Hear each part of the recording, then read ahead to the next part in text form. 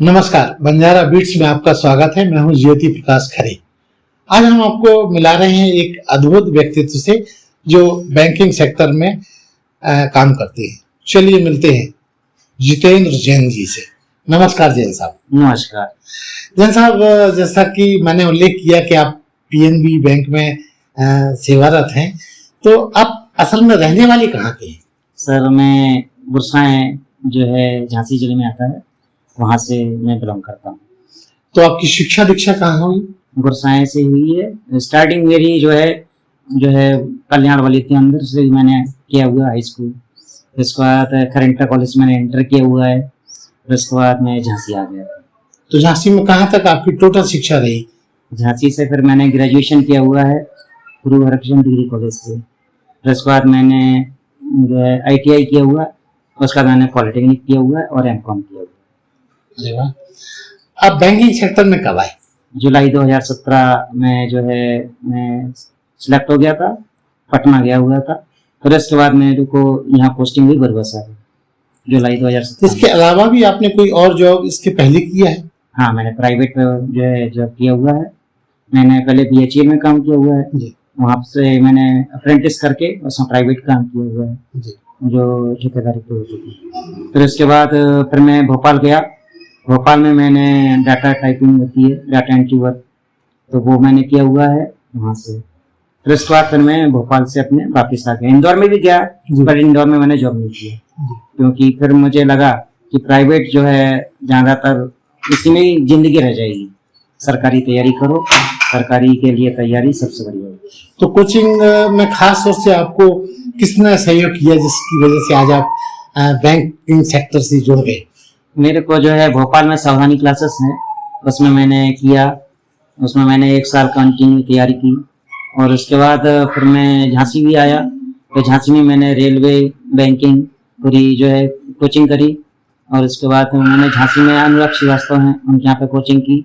फिर मैं कहीं और मतलब हर जगह थोड़ा थोड़ा किया, और लास्ट में फिर मैंने खुद ही अपने आप में तैयारी करके अपने दोस्तों के संग में फिर मैं सिलेक्ट हुआ। और मेरा जितना भी बैच है सब पूरे लोग सिलेक्ट हुए। कितने थे उस बैच में? करीब हम लोगों का जो ग्रुप था वो 7-8 लोगों का था। सभी लोग बैंकिंग सेक्टर में? नहीं, उसमें से कुछ लोग ड्राइवर हैं, कुछ जो है इंजीनियर हैं। हम तक कामयाबी की शिकार सभी लोग जो है कामयाब हुए हैं हर जगह।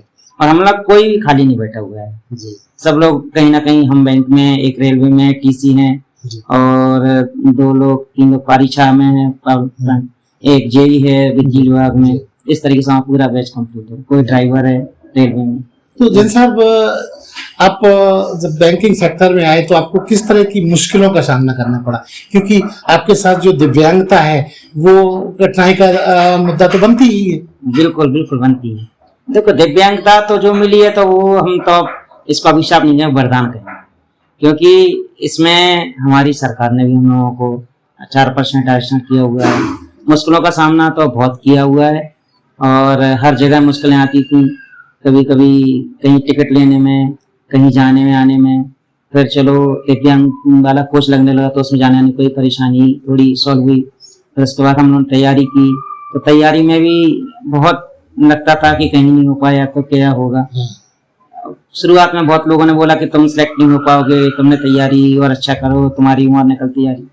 मैंने सब चीजों को स्वीकार किया, उसी के साथ आगे बढ़ा। और लोगों का काम है कहना। हाँ, लोगों का काम है कहना। लोग तो कहते रहेंगे, हमें अपने अकॉर्डिंग अपना काम करना, अपनी मंजिल को पाना है, जो कि ऊपर वाले के आशीर्वाद, माँ बाप का आशीर्वाद, बस हमारी मेहनत। हाँ, परिवार में आपका परिचय नहीं दिया आपने।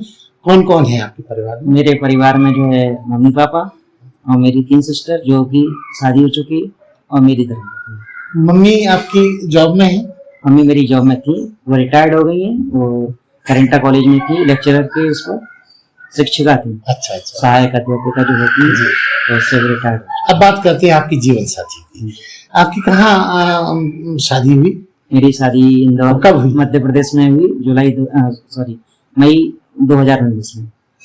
और कहाँ आपकी बीवी का कैसा आपके जीवन में आज योगदान है? बहुत अच्छा, मतलब 100% बोलना चाहिए योगदान रहा है। अभी तक तो पूरा है, आगे भगवान से कि आगे भी चले। जी, क्या शुभ नाम है आपका? सुजाता जैन। सुजाता जी, आप कहाँ की रहने वाली है? इंदौर की। सुजाता जी, आपने जितेंद्र जैन को जब जीवन साथी चुनने का सोचा तो आपके दिमाग में क्या चल रहा था? मुझे ऐसा कुछ मतलब अच्छा चल रहा था कि मतलब यदि अपन ऐसे होते तो यदि कोई अपने संग ऐसा करता तो ये नहीं, मुझे तो भगवान से ये मतलब ये लगा, आशीर्वाद लगा, मुझे भगवान का इशारा लगा कि मुझे इतने अच्छे इंसान से मतलब जीवन साथी मतलब मेरा जुड़ने वाला है जीवन। कहते हैं जीवन और जीवन साथी का साथ 7 जन्मों का होता है। तो मैं तो सोचती हूँ कि अगले जन्म में मुझे यही मिले। जैसा बैंकिंग सेक्टर में जैसे कि आपको बहुत सारे कस्टमर्स से आना जाना और उनकी विडंबनाओं से भी सामना करना पड़ता है, किस तरह से आप उनको फेस करते? क्योंकि आपको कंप्यूटर भी चलाना होता है, नोट भी गिनने थे, सब काम कर लेते हैं आप? बिल्कुल बिल्कुल, यही चीज तो हम लोगों को सीखनी होती है बैंक में कि कस्टमर्स के संग में भी कैसा व्यवहार रखो और अपने काम के साथ में कैसा व्यवहार रखो। काम के साथ में निष्ठापूर्वक ईमानदारी से काम करना है वहां पे। क्यों? इतना पैसा है, वो पैसा हमारा एक भी नहीं है, सारा सब है ग्राहकों का पैसा। इसमें बिल्कुल भी आपकी एकदम साफ होना चाहिए चरित्र, और आपका दिमाग भी एकदम साफ होना चाहिए, मनसा अच्छी हो। बिल्कुल एकदम। उसमें एक पैसा भी अगर है ना 1 रुपए, तो वो हमारा नहीं है, वो बैंक का, वो कस्टमर का है। कई बार होता है कि कोई कस्टमर छोड़ भी जाए गलती से, तो हम लोग उसको तुरंत कॉल करके पहली बार तो चेक ही कर लेते हैं कि क्या सही है क्या गलत दिया है। ऐसा तो नहीं कि कुछ छोड़ जाए, कोई जानबूझ के भी रख जाता है हम लोगों की ये चेक करने के लिए। बिल्कुल ये चीज होती है, तो हम लोग को पहले देते हैं जो कैश, तो वो चेक करते हैं सही दिया कि नहीं। कौन से बोलते हैं कि आप खड़े रहिए, हम पहले चेक कर लेते हैं, हम लोग उनके सामने और अगर गलती से भी कोई हुई तो उनका फोन नंबर लिखवा लेते हैं, उस पर एड्रेस भी लिखवा लेते हैं। फिर अपने अगर उनको फोन करते हैं नहीं आता तो अपनी चपरासी को पास भेज देते हैं जी। और अगर अब जैसे हुई पेमेंट वाली विंडो पर बात, तो आते हैं बुजुर्ग, पेमेंट वाली विंडो पे भी बैठते हैं, सारी विंडो को आप मैनेज करते हैं? बिल्कुल, बैंक में हम क्लर्क की जॉब पे हैं तो हमें सारे तरीके के काम करने पड़ते हैं। हाँ, घुमाता है वो हर महीने स्टाफ को ना बैंक? स्टाफ में नहीं, ऐसा होता है कि जैसे कोई नहीं आया जी, तो उसकी जगह पे हम लोगों को काम करना है। चाहे वो पासबुक एंट्री का भी काम हो तो भी करना है, चाहे कैश का लेन देन, चाहे कैश का काम हो, लेन देन छोटा बड़ा वो भी करना है। और अगर सभी लोग हैं स्टाफ में हमारी जिस उस पर नियुक्ति है तो वो भी काम हमें पूरा करना है। उनको हमें सब काम करके देना होता है अपने ऑफिसर्स को, ताकि ऑफिसर्स उसको जल्दी जल्दी काम आगे बढ़ाता है। साहब, आपका इसके अलावा और क्या शौक है?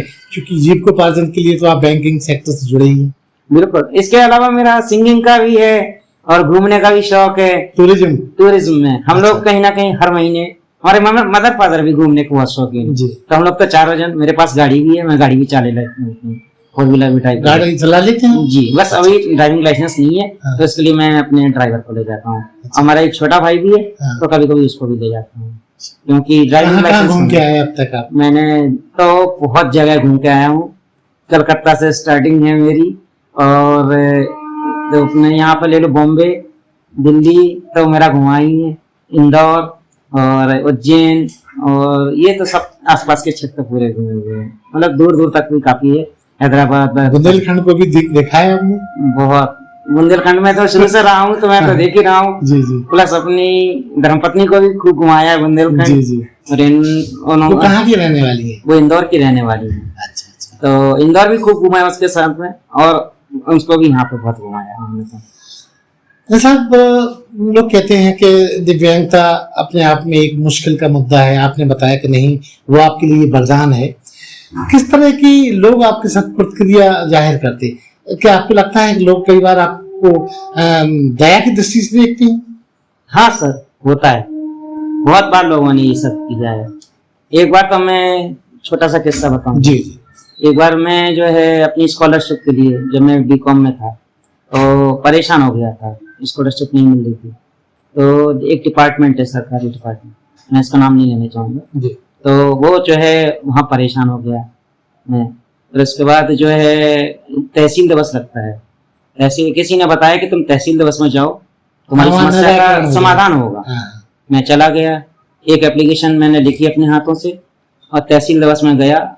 एसडीएम साहब और डीएम साहब जो थे, तो मैं चला गया और वहाँ पे मैंने अपनी एप्लीकेशन दी।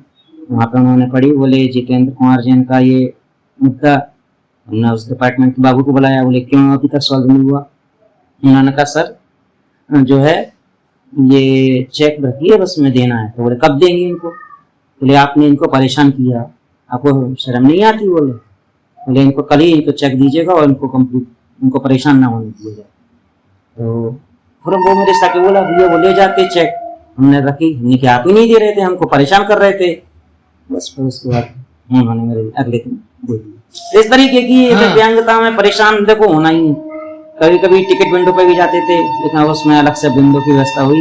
हमारे कुछ दिव्यांग साथियों ने भी बहुत परेशानी के साथ मतलब बहुत सामना किया। फिर उसके बाद उन लोगों ने सरकार से, यहाँ के रेलवे से हुई टिकट्स, काफी कुछ रैंप बन गए हैं, काफी सुविधाएं मुहैया गवर्नमेंट करा रही है, ये सब रफ्ता रफ्ता हो रहा है। हाँ, मतलब अब दिव्यांगों के लिए काफी अब सुविधाजनक हो गया है। और अब तो यह है कि मैं कहता हूँ कि दिव्यांग अपने आप को दिव्यांग ना समझ के एक अच्छे आदमी की तरह अपनी मेहनत करे, तो वो दिव्यांग कर्म में भरोसा करे। बिल्कुल। और मैं जानता हूँ कि आज के टाइम पे दिव्यांग भी काफी अच्छे आगे बढ़ रहे हैं जी। और देखो जो है दिव्यांग वो तो जुड़ा रहेगा, लेकिन वो अपने आप को दिव्यांग ना समझे, एक सामान्य आदमी की तरह काम करे। अच्छा जैन साहब, एक महत्वपूर्ण सवाल, रूमानी सवाल है कि अगर ईश्वर आपके सामने आ जाए और आपसे 2 वरदान मांगने को कहे, तो आप आज की परिस्थिति में उनसे क्या मांगना चाहेंगे? उनसे मैं एक ही चीज मांगूंगा कि मेरे को जैसा भी बनाया अच्छा बनाया, मैं उसका धन्यवाद करता हूँ। एक तो वरदान ये है कि जीवन साथी अच्छा मिला तो आपका पूरा जीवन अच्छा है, और दूसरा वरदान ये है कि हमारी सोच हमारे माँ बाप का साथ हमेशा जिंदगी करे और जिंदगी में इतनी तरक्की करें कि जो है कभी निराश ना हो, और अगर हो तो उनका साथ हमेशा बना। तो ये थे जितेंद्र जैन, जो दिव्यांगता को अपना हथियार मानकर, अपनी ताकत मानकर जिंदगी जी रहे हैं। जैन साहब, बंजारा बीट्स से बात करने के लिए बहुत बहुत धन्यवाद। धन्यवाद आपका भी बहुत बहुत। इस चैनल को लाइक और सब्सक्राइब करना ना भूलें। देखते रहिए बंजारा बीट्स।